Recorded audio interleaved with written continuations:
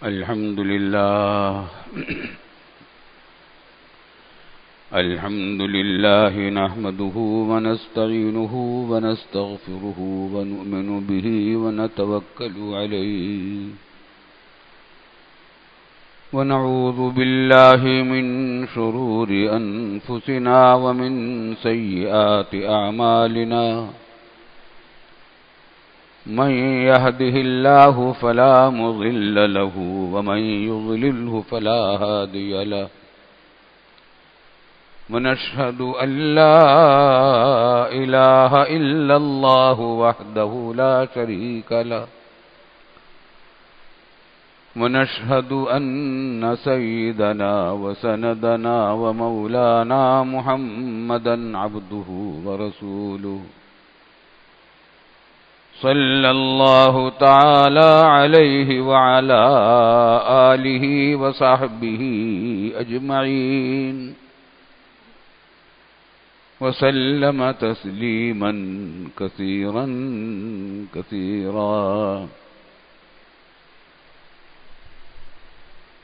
أما بعد فأعوذ بالله من الشيطان الرجيم بسم الله الرحمن الرحيم يا أيها الذين آمنوا توبوا إلى الله توبة نصوحا بزرگان محترم اور برادران عزیز، یہ جمعہ کا اجتماع ہوتا ہے، بیان ہوتا ہے، اللہ کے لیے سب جمع ہوتے ہیں۔ اللہ کا بڑا فضل و کرم ہے، انعام ہے، احسان ہے۔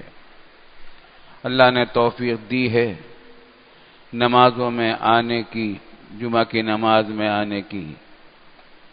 جمعہ کی نماز جامع مسجد کی میں نماز پڑھنے کا ثواب 500 نمازوں کے برابر ہوتا۔ الحمدللہ جمعہ کی نماز کے بڑے فضائل ہیں، ہر قدم پر گناہ معاف ہوتے ہیں، نیکیاں لکھی جاتی ہیں۔ ہر قدم جو چلتا ہے مسجد تک آنے کے لیے جمعہ کی نماز میں، اس کا بڑا ہی اجر و ثواب آیا ہے، ہر قدم پر بڑا اجر و ثواب آیا ہے۔ یہ اجر و ثواب کی باتیں الحمدللہ ہم سنتے ہیں اور ہمیں ایمان بھی ہے ان کے اوپر، لیکن دیکھنے سے جو بات ہوتی ہے وہ تو نہیں ہوتی۔ دیکھنے کی بات تو وہاں ملے گی جب جنت میں پہنچیں گے۔ وَمَن يَعْمَلْ مِثْقَالَ ذَرَّةٍ خَيْرًا يَرَهُ وَمَن يَعْمَلْ مِثْقَالَ ذَرَّةٍ شَرًّا يَرَهُ۔ جس نے کوئی اچھا کام کیا ہوگا ذرہ برابر بھی، اس کو وہ دیکھ لے گا، وہاں دکھا دیا جائے گا اس کو، اور اس کے اثرات دکھا دیے جائیں گے، اس کا ثواب دکھا دیا جائے گا۔ وَمَن يَعْمَلْ مِثْقَالَ ذَرَّةٍ شَرًّا يَرَهُ۔ جس نے ذرہ برابر کوئی شرارت کی ہوگی تو وہ بھی دکھا دیا جائے گا، الا یہ کہ توبہ اس نے کر لی ہو۔ اللہ رب العالمین ایسے رحمان و رحیم ہیں، ان کو معلوم ہے، انہوں نے ہمیں پیدا کیا ہے، ہمارے اندر نیکی کے جذبات بھی رکھے ہیں، گناہ کے جذبات بھی رکھے ہیں۔ ہمیں فرشتہ نہیں بنایا، فرشتوں کے اندر صرف نیکی کے جذبات ہوتے ہیں، نافرمانی کے جذبات ہوتے ہی نہیں، وہ تو مطیع فرما بردار ہوتے ہیں۔ جو حکم دے دیا اللہ نے بس وہی کرنا ہے، وہ کچھ اور کر ہی نہیں سکتے، گناہ کر ہی نہیں سکتے اگر کرنا چاہیں، جب تک اللہ تعالیٰ کی طرف سے خصوصی طور پر بعض اوقات ان سے کروا دیا جاتا ہے۔ انسان کو اختیار دیا دونوں کاموں کا، اچھے کاموں کا بھی، برے کاموں کا بھی، یہی تو سب سے بڑا امتحان ہے۔ اِنَّا عَرَضْنَا الْأَمَانَةَ عَلَى السَّمَاوَاتِ وَالْأَرْضِ وَالْجِبَالِ فَأَبَيْنَ أَن يَحْمِلْنَهَا وَأَشْفَقْنَ مِنْهَا وَحَمَلَهَا الْإِنسَانُ إِنَّهُ كَانَ ظَلُومًا جَهُولًا۔ یہ جو اختیار دیا ہے ہمیں کہ ہم نیکی بھی کر سکتے ہیں، برائی بھی کر سکتے ہیں، یہ امانت ہے۔ یہ اختیار فرشتوں کو نہیں ملا، جانوروں کو نہیں ملا، ہمیں دیا گیا ہے کہ تم اس اختیار کو استعمال کرو۔ جو تم ارادہ کر لو گے، جو چیز کو تم اختیار کر لو گے وہ ہم کروا دیں گے تم سے، چاہے وہ اچھا ہو یا برا۔ لیکن ابھی بتا دیتے ہیں کہ اگر تم نے اچھائی کو اختیار کیا تو ثواب ملے گا، برائی کو اختیار کیا تو سب گناہ ملے گا. یہی تمہارا امتحان ہے، اور اسی امتحان گاہ سے ہم گزر رہے. یہ سارا امتحان ہے، یہ دنیا کی زندگی سراپا امتحان ہے. صبح سے لے کر شام تک، رات تک کتنے واقعات، کتنے حالات پیش آتے ہیں ہم پر. اس میں ہم گناہ بھی کر سکتے ہیں، ثواب بھی کما سکتے ہیں. ایک تاجر ہے، وہ اس کو حلال کمائی کا ذریعہ بھی بنا سکتا ہے، حرام کمائی کا ذریعہ بھی بنا سکتا ہے. ایک سیاسی لیڈر ہے، وہ اپنی سیاسی طاقت کو نیک کام میں بھی استعمال کر سکتا ہے، غداری کے کام میں بھی استعمال کر سکتا ہے ملک و قوم کے خلاف، جیسا کہ ہمارے سامنے آ رہی ہیں اس کی مثالیں. سراپا امتحان ہے. گناہ بھی ہو جاتے ہیں. گناہ کا جذبات اللہ نے پیدا کیے ہیں، اسی میں تو امتحان ہے کہ دیکھیں ہم تمہیں بتا دیتے ہیں، تمہیں طاقت ہم نے گناہ کی بھی دی ہے، لیکن بتا دیتے ہیں کہ اس کا عذاب ہوگا، رک جاؤ، عذاب ہوگا اس کا. اب بعض لوگ رک جاتے ہیں، بعض لوگ گناہ کر ڈالتے ہیں، لیکن پھر بھی اللہ رب العالمین نے اپنے رحمت سے توبہ کا دروازہ کھول رکھا ہے. توبہ کا دروازہ کھول رکھا ہے. وہ اس بڑے سے بڑا گناہ ہو جائے، بڑے سے بڑا گناہ ہو جائے، شراب پی لے، حرام کھا لے، سور کا گوشت کھا لے، زناکاری کر لے، حتیٰ کہ کفر اور شرک بھی کر لے، اس کے لیے بھی توبہ کا دروازہ کھلا ہوا ہے. مرنے سے پہلے، جب تک فرشتے موت کے نظر نہیں آتے، اس سے پہلے توبہ کر لے گا تو گناہ معاف ہو جائے گا. توبہ کے دروازے کھلے ہوئے ہیں. یا ایھا الذین آمنوا توبوا الی اللہ توبۃ نصوحا، قرآن کریم نے فرمایا اے ایمان والو سچی اور پکی توبہ کر لو. توبہ کرنا اس کا نام نہیں ہے کہ زبان سے کہہ دے میں نے توبہ کر لی. زبان سے کہنے سے توبہ نہیں ہوتی. دل سے پکا جو گناہ ہوا ہے اس پر شرمندہ ہو اللہ کے سامنے، شرمندہ ہو جائے کہ اللہ مجھ سے جرم ہو گیا ہے، میں آئندہ نہیں کروں گا. یہ عزم بھی کر لے کہ آئندہ نہیں کروں گا، کچھ بھی ہو جائے نہیں کروں گا، پکا ارادہ کر لے. جب آدمی پکا ارادہ کر لیتا ہے اور برا سمجھ کر شرمندہ ہو کر پکا ارادہ کر لیتا ہے گناہ کو نہ کرنے کا، توبہ اسی وقت پوری ہو جاتی ہے، اور یہ توبہ اسی وقت قبول بھی ہو جاتی ہے. بہت سے لوگوں کو یہ بات معلوم نہیں ہوتی. ہم جو دعا کرتے ہیں کسی بھی چیز میں، اس میں تو یہ امکان بھی ہے کہ اللہ تعالیٰ نے قبول کی ہو یا نہ کی ہو. یا ہم کہتے ہیں استغفر اللہ، یا اللہ میں معافی مانگتا ہوں، ہو سکتا ہے کہ اللہ نے معافی کر دی ہو سکتا ہے کہ نہ کی ہو. لیکن جب توبہ کرتا ہے تو گناہ معاف ہو ہی جاتا ہے. پکا وعدہ اللہ رب العالمین کا، اس میں شک نہیں کرنا چاہیے. توبہ ہو جاتی ہے، گناہ معاف ہو جاتا ہے. بلکہ شبہ کرنا بھی ادب کے خلاف ہے. تو بڑے سے بڑے گناہ اگر کسی سے ہوئے ہیں، اللہ تعالیٰ اس کو مٹا دیتے، مٹاتے بھی اس طرح ہیں کہ اس کا نظر ہی نہیں آتا، اور آخرت میں بھی دکھایا نہیں جائے گا، بالکل مٹ گیا. اور قرآن کریم نے جگہ جگہ یہ بات کہی ہے الحمدللہ. تو توبہ کا حکم دیا، توبہ کر لیا کرو. بڑے سے بڑا گناہ ہو جائے تو توبہ کر لو. اچھا، بعض لوگ توبہ کرنے سے اس واسطے گریز کرتے ہیں کہ میں ابھی تو میں جوان ہوں، توبہ کر لوں گا پھر توبہ ٹوٹ جائے گی، بڑھاپے میں کر لوں گا توبہ. لیکن کیا خبر ہے، شیطان پہ کہتا ہے یہ. لیکن شیطان سے بتائیں کہ کیا تیرے پاس گارنٹی ہے کہ بڑھاپے تک میں زندہ رہوں گا؟ ملک الموت تو جوان اور بوڑھے کو نہیں دیکھتا، وہ تو اللہ کے حکم کو دیکھتا ہے کہ اس کی روح قبض کرنی ہے، وہ کر کے چھوڑتا ہے. آگے پیچھے نہیں ہوتا، ایک سیکنڈ ادھر نہیں ہوتا، ایک سیکنڈ ادھر نہیں ہوتا. جس جگہ، جس وقت، جس آن میں کسی کی روح قبض کرنی ہے وہ روح قبض کر لیتا. بچہ ہو، بوڑھا ہو، جوان ہو، نیک ہو، بد ہو، عورت ہو، مرد ہو، اسی وقت روح قبض کر لیتا ہے.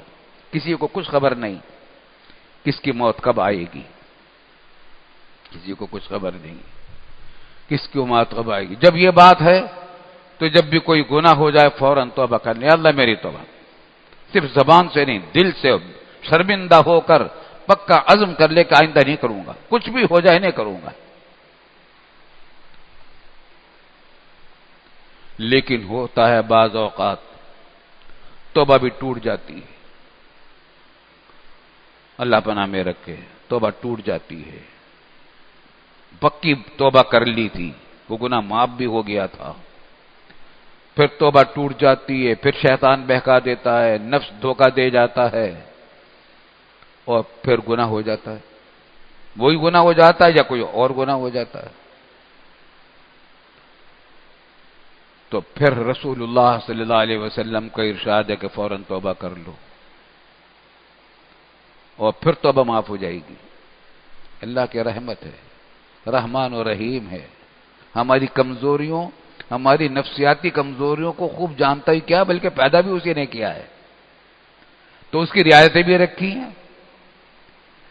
تو بتایا کہ اچھا توبہ کر لی، ٹوٹ گئی تھی، توبہ جوڑ لو، جڑ جائے گی.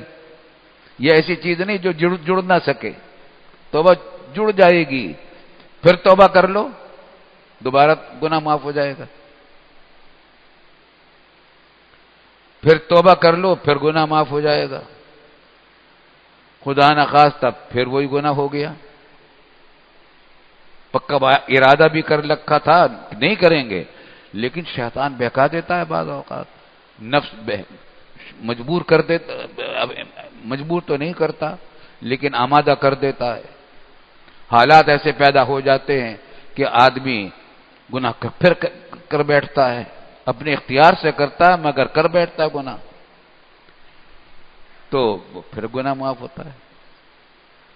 حتیٰ کہ رسول اللہ صلی اللہ علیہ وسلم نے فرمایا کہ اگر کوئی شخص کسی گناہ سے دن میں 70 مرتبہ توبہ کرے اور ہر مرتبہ توبہ ٹوٹ جائے، پھر توبہ کرے گا، پھر معاف ہو جائے گی.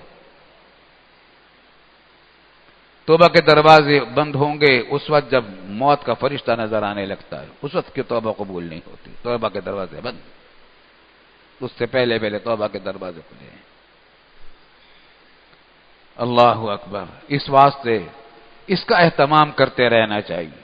ہم گناہ سے بچنے کی کوشش بھی پوری کریں، توبہ بھی پکے عزم کے ساتھ کریں، اور خدا نخواستہ توبہ ٹوٹ جائے تو فوراً توبہ کر لیں، انتظار نہ کریں.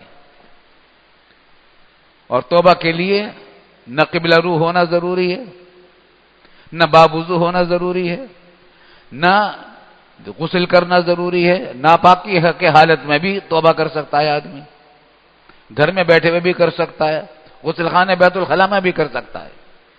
دل میں پکا عزم کر لے شرمندہ ہو کر کہ میں گناہ یہ نہیں کروں گا. اللہ تعالیٰ نے یہ رحمت کا دروازہ کھول رکھا ہے، توبہ کا دروازہ کھول رکھا ہے. اس سے فائدہ اٹھانا چاہیے. قرآن کریم نے یہی فرمایا، یا ایھا الذین آمنوا توبوا الی اللہ توبۃ نصوحا. اے ایمان والو توبہ کر لو، سچی اور پکی توبہ کر لو. حج بھی ایک ذریعہ ہے تب توبہ کرنے کا. بڑے بڑے گناہ حج سے بھی معاف ہو جاتے ہیں اگر توبہ کر لیں، لیکن اگر توبہ نہ کرے حج کے باوجود نہیں ہوتا گناہ معاف.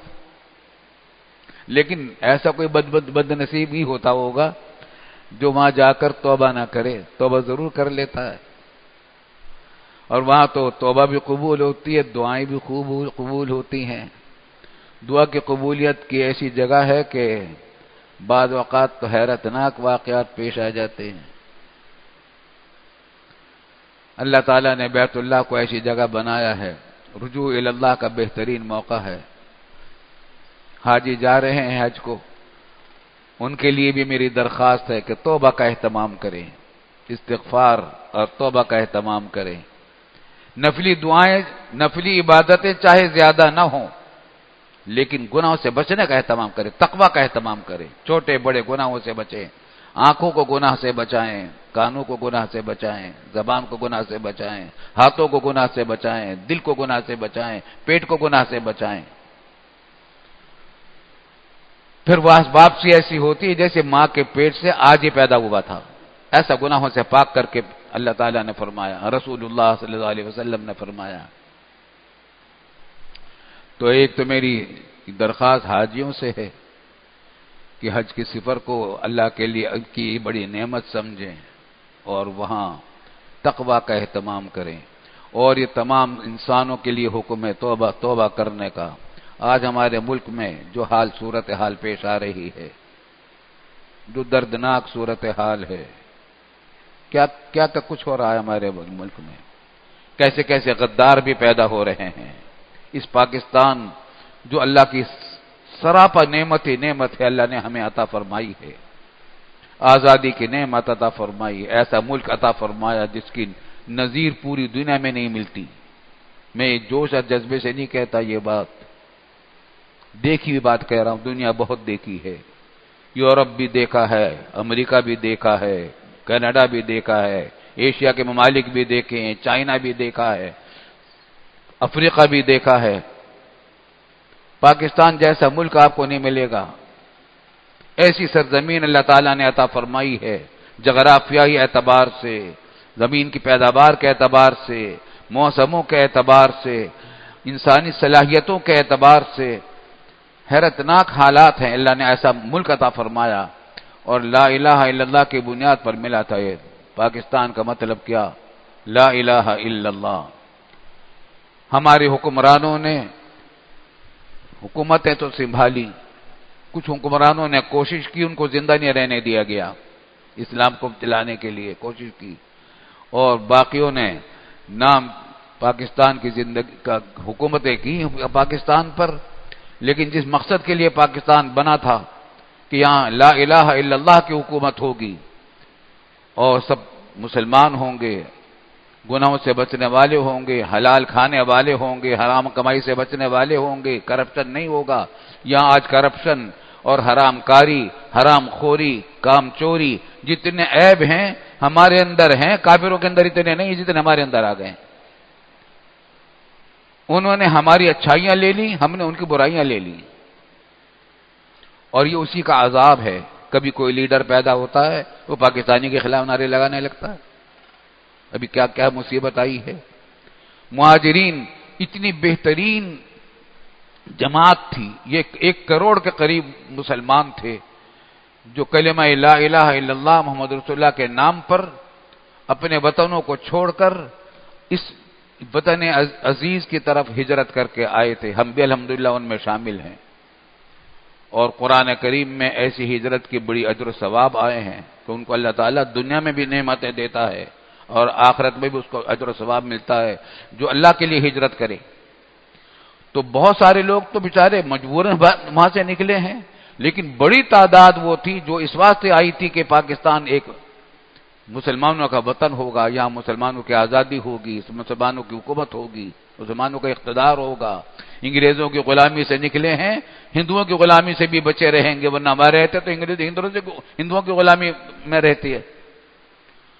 لیکن ہم نے پاکستان تو مہاجرین آئے تھے، بڑا جذبہ رکھنے والے لوگ تھے. جب یہ پاکستان بنا ہم نے تو خود ہجرت کر کے میری عمر 12 سال تھی جو ہجرت کر کے پاکستان آئے. جو جذبہ تھا یہاں ہر انسان کا، ہر مہاجر کا، جھوپڑیوں میں پڑے ہوئے تھے، سڑکوں پر جھوپڑیاں پڑی ہوئی تھی، لیکن خوش خرم ہو کر وہ زندگی گزار رہے تھے کہ ہم پاکستان کے لیے قربانی ہم نے دی ہیں. اس وقت اگر ان لوگوں سے کام لیا جاتا اس قوم سے اور اسلام کے راستے پر ان کو ڈال دیا جاتا ہے، پاکستان کی محبت ان کے دلوں میں اور بڑھائی جاتی، تعلیمی نظام ایسا بنایا جاتا جس سے پکے سچے پاکستانی مسلمان تیار ہوتے. یہ نہیں ہوا اور نتیجہ یہ کہ اب ہمارے انہی تعلیمی اداروں سے غدار بھی پیدا ہو رہے ہیں، انہی یونیورسٹیوں سے غدار پیدا ہو رہے ہیں، اس کی سرکاری اسکولوں سے غدار پیدا ہو رہے ہیں، جھوٹی ڈگریاں لے کر ڈاکٹر بن رہے ہیں، اور طرح طرح کے لیڈری کرنے والے ہر ایک جو چاہتا ہے بکواس کر لیتا ہے پاکستان کے اندر آ کر. دوسرے ملکوں میں، کافر ملکوں میں یہ نہیں ہوتا. اپنے ملک کے خلاف کوئی نہیں بولتا، وہاں اپنے قوم کے خلاف کوئی نہیں بولتا. ایک دوسرے سے اختلاف کرتے ہیں، سیاسی اختلاف کرتے ہیں، مگر ایک حدود میں کرتے ہیں. خوب سمجھ لیجئے، جو شخص پاکستان کا غدار ہے وہ اسلام کا غدار ہے۔ مسلمان وہ اس قابل نہیں کہ اس کو مسلمان کہا جائے، اسلام کا غدار ہے جو پاکستان کا غدار ہے، اس لیے کہ پاکستان کا مطلب کیا؟ لا الہ الا اللہ، اس کا جھنڈا لا الہ الا اللہ کا جھنڈا ہے۔ اور دشمن جو ہے عالم کفر، اسلام کے خلاف جو سازشیں، پاکستان کے خلاف جو سازشیں کر رہے ہیں اور گھیرا ڈال رہے ہیں پاکستان کے خلاف، اس کی بڑی وجہ یہی ہے کہ پاکستان کی بنیاد لا الہ الا اللہ پر ہے۔ اگر یہاں امن و امان قائم ہو گیا اور یہاں نیک حکومت قائم ہو گئی تو پوری دنیا کے مسلمانوں کے لیے ایک رہنما ملک بن جائے گا، پوری دنیا کے مسلمانوں کے لیے، عالم اسلام کے لیے اتحاد کا ذریعہ بن جائے گا۔ اس وجہ سے ایک پاکستان کے خلاف کر رہے ہیں۔ اور دوسرے یہ کہ ہمارے الحمدللہ ہمارے سائنسدانوں نے امت مسلمہ پر جو فرض کفایہ آ گیا تھا کہ ایٹمی طاقت تیار کریں، الحمدللہ ہمارے سائنسدانوں نے اس کو تیار کیا۔ ایٹم بم صرف ہمارے پاس ہے اور کسی کے پاس نہیں، پوری مسلم ممالک میں۔ اس بات پہ پاکستان کے خلاف گھیرا ڈال رکھا ہے، باہر سے بھی گھیرا ڈال رہے ہیں، اندر سے بھی غدار پیدا کر رہے ہیں، ضمیر فروشوں کے ضمیر خرید رہے ہیں، لیڈروں کے ضمیر خرید رہے ہیں۔ کوئی مہاجرین کے نام پر لوگوں کو دھوکہ دے رہا ہے، کوئی پنجابیوں کے نام پر دھوکہ دے رہا ہے، کوئی بلوچوں کے نام پر دھوکہ دے رہا ہے، کوئی پختونوں کے نام پر دھوکہ دے رہا ہے، اور ضمیر فروشی کر کے پاکستان کے خلاف دہشت گردی اور طرح طرح کی حرکتیں کر رہے ہیں۔ اللہ تعالیٰ ان لوگوں کو اگر ان کی قسمت میں توبہ نہیں ہے تو یا اللہ ان کو تباہ و برباد کر دے، اور اگر ان کی قسمت میں توبہ ہے تو اللہ ان کو توبہ کی توفیق عطا فرما دے۔ ان کے شر سے یا اللہ ہمیں اور پاکستان کی ہمیں بچا دیجئے، حفاظت کر لیجئے۔ لیکن ایک بات میں آپ سے کہوں گا، اور وہ ہمیشہ ہر مسلمان کو یاد رکھنی چاہیے، اور وہ یہ کہ دنیا میں جو مصیبتیں آتی ہیں، قرآن کریم کی تعلیمات ہمیں یہ بتلاتی ہیں، آیات قرآن یہ بتاتی ہیں کہ یہ بے وجہ نہیں آتی، اپنے ہمارے بدعمالیوں کا نتیجہ ہوتی ہیں۔ فَبِمَا كَسَبَتْ أَيْدِيكُمْ، جو تمہاری بدعمالیاں ہوتی ہیں اسی کی وجہ سے، مَا أَصَابَكُم مِّن مُّصِيبَةٍ فَبِمَا كَسَبَتْ أَيْدِيكُمْ، جو بھی مصیبت تم پر آتی ہے تمہاری بدعمالیوں کی وجہ سے آتی ہے۔ بعض اللہ والوں پر بھی آ جاتی ہیں مصیبتیں، ان کے لیے درجات بڑھانے کے لیے ہوتی ہیں، ان کے درجات بڑھتے ہیں، صبر کرتے ہیں، تقویٰ بھی رکھتے ہیں، صبر بھی کرتے ہیں تو ان کے درجات بڑھتے ہیں۔ ورنہ عام طور سے جو مصیبت مسلمانوں پر آتی ہے، اور عام طور سے عام مصیبت جو آتی ہے وہ مجموعی گناہوں کی وجہ سے آتی ہے۔ آج ہمارے ملک میں گناہوں کی کوئی کمی نہیں ہے، کوئی کمی نہیں ہے۔ ہر شخص اپنے اعمال کا جائزہ لے۔ ہماری عادت اب یہ ہو گئی ہے کہ اپنے عمل کو نہیں دیکھتے، دوسروں کی برائیاں کو تو دیکھتے، میں بھی کتنی برائیاں کر رہا ہوں، حکمرانوں کی، لیڈروں کی اور سب کی، لیکن اپنے نفس کا جائزہ لو، میں صبح سے لے کر رات تک اس پاکستان کے حق میں کیا کام کر رہا ہوں، پاکستان کے لیے، مسلمانوں کے لیے، دین کے لیے، کیا نیک، غریبوں کے لیے ہم نے کیا نیک کام کیے صبح سے لے کر اب تک۔ تجارت اگر کر رہے ہیں تو اس کے اندر ہم نے کوئی جھوٹ تو نہیں بولا، دھوکہ تو نہیں دیا، ملازمت کر رہے ہیں تو کام چوری تو نہیں کی، ڈیوٹی پوری دی یا نہیں دی، اور ملازم کو تنخواہ پوری دی، اس کا حق پورا دیا یا نہیں دیا، مزدور کو اس کی اجرت پوری دی یا نہیں دی، بیوی بچوں کے ساتھ ہم نے سلوک حق و انصاف کے مطابق کیا یا نہیں کیا، ان کی تعلیم و تربیت کا انتظام ہم نے کیا یا نہیں کیا، پڑوسیوں کے حقوق ہم نے ادا کیے یا نہیں کیے، رشتہ داروں کے حقوق ہم نے ادا کیے یا نہیں کیے۔ ہر شخص اپنے اعمال کا جائزہ لے۔ ہماری عادت یہ ہو گئی ہے کہ دوسروں کے اعمال کا جائزہ لیتے، اپنے اعمال کا جائزہ نہیں لیتے۔ اللہ تعالی ہمیں توفیق دے اس بات کی کہ ہم اپنے اعمال کا جائزہ لیا کریں۔ قرآن کا حکم ہم سب کے لیے ہے، توبو الی اللہ توبۃ نصوحا، اپنے اعمال کا جائزہ لے کر توبہ کریں، توبہ کریں، توبہ معاف ہوگی انشاءاللہ، یہ سارے مصائب ہٹ جائیں گے، یہ جھوٹے غدار بھی انشاءاللہ ہمارے ہاتھ سے، ہمارے اوپر سے مسلط جو ہو گئے ہیں نکل جائیں گے یہاں سے، انشاءاللہ پاکستان رہے گا۔ ہماری دل گواہی دیتا ہے کہ اس پاکستان کی خاطر کروڑوں انسانوں نے، مسلمانوں نے اللہ کے لیے قربانیاں دی ہیں علماء کرام نے، بزرگوں نے، ہماری فوجوں نے، فوجی افسروں نے، فوجی عوام نے، غریبوں نے، امیروں نے، مالداروں نے ہر طرح کی قربانی اس پاکستان کے لیے دی ہیں، اسلام کے لیے دی ہیں۔ میرا تو گواہی دیتا ہے، دل گواہی دیتا ہے کہ کسی وقت انشاءاللہ پاکستان صحیح معنی میں اسلامی فلاحی مملکت بنے گا۔ آج ہمارے ان ناعاقبت حکمرانوں کو لبرلزم کا بھوت سوار ہے۔ ہم کہتے ہیں کہ قوم نے فیصلہ کر لیا ہے کہ اب لبرلزم ہماری منزل ہے۔ ہماری قوم کیا ریفرنڈم کرایا تھا انہوں نے قوم سے؟ پوری قوم یہ بات، پوری سروے، طرح طرح کی تنظیمیں، عالمی تنظیموں نے جو سروے کیے ہیں، اعداد و شمار شائع کیے ہیں، ان سب کا حاصل یہ ہے کہ اس ملک میں صرف 2% لوگ وہ ہیں جو اسلام نہیں چاہتے، 98% اسلام چاہتے ہیں یہاں پر اللہ کے فضل و کرم سے۔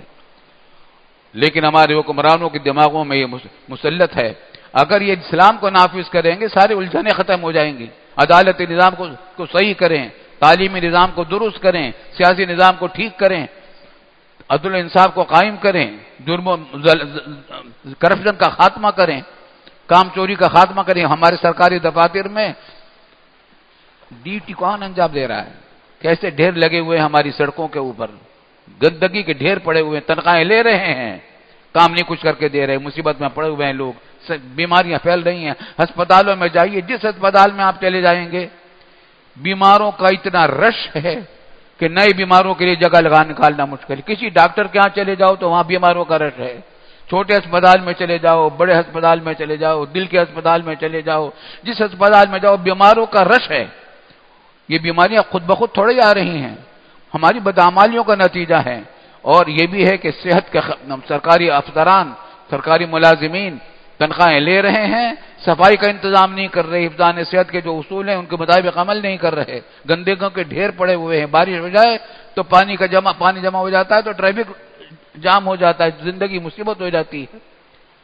کبھی پانی کی پائپ لائن وہاں سے پھٹ جاتی ہے دابیجی سے آنے والی، اور پانی کا قحط یہاں کراچی میں پڑ جاتا ہے، بارشوں میں پانی کا قحط ہو جاتا ہے۔